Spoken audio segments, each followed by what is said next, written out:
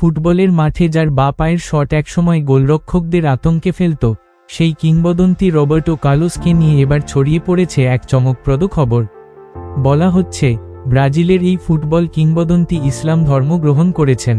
কিন্তু খবরটি কতটা সত্য, আর এর পেছনে আসলে কি ঘটেছে?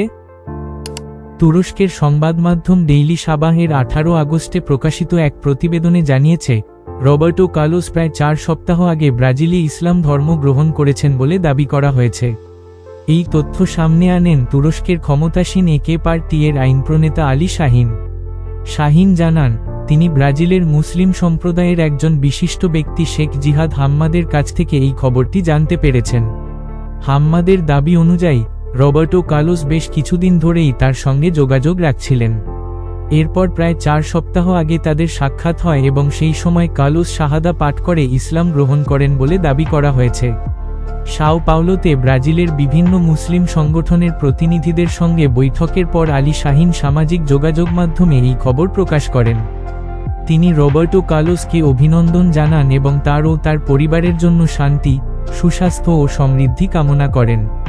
তবে এখানে একটি গুরুত্বপূর্ণ বিষয় রয়ে গেছে। রবার্টো কার্লোস নিজে এখনও প্রকাশ্যে ইসলাম গ্রহণের বিষয়টি নিশ্চিত করেননি।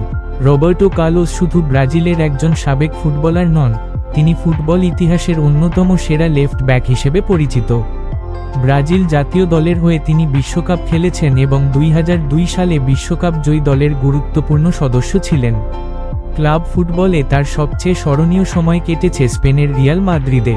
সেখানে তিনি দীর্ঘ সময় খেলেছেন এবং অসাধারণ গতি, শক্তিশালী শট ও নিখুঁত ফ্রি কিকের জন্য বিশ্বজুড়ে পরিচিতি পেয়েছেন।